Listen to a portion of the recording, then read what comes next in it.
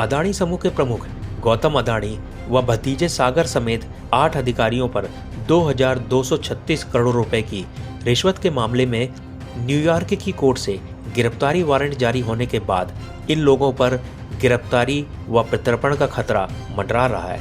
अदानी के अहमदाबाद स्थित शांतिवन फार्म आवास और उनके भतीजे सागर के उसी शहर स्थित बोधक देव आवास पर सम्मन भेजा गया है और 21 दिनों के अंदर जवाब मांगा गया है।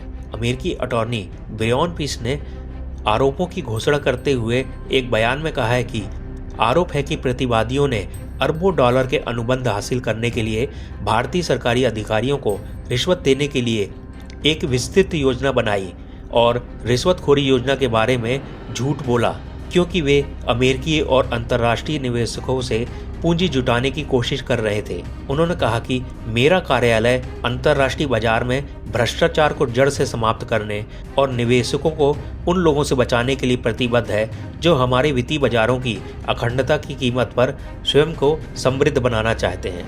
वहीं अमेरिकी राष्ट्रपति के आधिकारिक कार्यालय व्हाइट हाउस ने कहा है कि भारत के साथ उसके रिश्ते मजबूत नींव पर टिके हैं। अमेरिका भारतीय उद्योगपति अदानी पर लगे रिश्वत के आरोपों से उत्पन्न स्थिति से निपटने को लेकर आश्वस्त है। आपको बता दें कि भारत अमेरिका के बीच 1997 में प्रत्यर्पण संधि हुई थी। गौरतलब है कि अमेरिकी न्याय विभाग ने अदानी समेत 8 लोगों पर महंगी सौर ऊर्जा खरीदने के लिए भारतीय अफसरों पर करोड़ों रुपए की घूस देने का आरोप लगाया है। दुनिया की सबसे बड़ी credit rating agency S&P ratings ने कहा है कि आरोपों से अदानी समूह के संचालन के तौर तरीकों पर नए सिरे से सवाल उठ सकते हैं, साथ ही इसकी प्रतिष्ठा को नुकसान पहुंच सकता है। कानून के अनुसार अमेरिका भारत सरकार से आरोपियों के प्रत्यर्पण का आग्रह कर सकता है। इसके बाद देश की अदालत में इसका मूल्यांकन किया जाएगा कि अमेरिका के आरोप भारतीय कानून के तहत लागू होते हैं या नहीं। यह भी देखा जाएगा कि मामले में किसी प्रकार की राजनीतिक या मानवाधिकार से जुड़ी समस्या तो नहीं है। गौतम अदानी अपने प्रत्यर्पण को लेकर कोर्ट में विरोध कर सकते हैं, पर इसकी प्रक्रिया जटिल और लंबी है।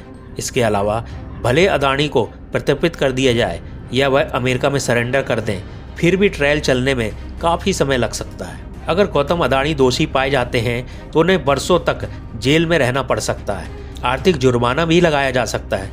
हालांकि कोई भी सजा सुनवाई करने वाले न्यायाधीश पर निर्भर करेगी।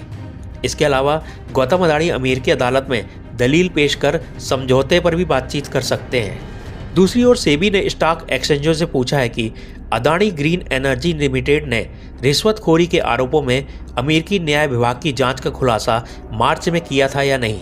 नियमों के मुताबिक सूचीबद्ध कंपनियों पर लगे किसी भी आरोपों का खुलासा करना अनिवार्य है। इस प्रक्रिया में 2 सप्ताह लग सकते हैं। इसके बाद सेबी तय कर सकता है कि वह जांच को आगे बढ़ाएगा या नहीं। जांच का केंद्र बिंदु 15 मार्च को ब्लूमबर्ग की रिपोर्ट है, जिसमें कहा गया था कि अमेरिकी अभियोजक जांच कर रहे थे कि क्या अदानी की कंपनी या उससे जुड़े लोग अधिकारियों को सोलर प्रोजेक्ट का ठेका फाइनल करने के लिए रिश्वत दे रहे हैं। हालांकि समूह ने कहा था चेयरमैन के खिलाफ किसी भी जांच के बारे में कोई जानकारी नहीं है। अदानी समूह ने कहा है, हमने हमेशा अपने परिचालन के सभी क्षेत्रों में शासन, पारदर्शिता और विनियामक अनुपालन के उच्चतम मानकों को बनाए रखने के लिए प्रतिबद्धता दिखाई है। हम अपने हितधारकों, भागीदारों और कर्मचारियों को आश्वस्त करते हैं कि हम एक कानून का पालन करने वाला संगठन है जो सभी कानूनों का पूरी तरह से अनुपालन करता है।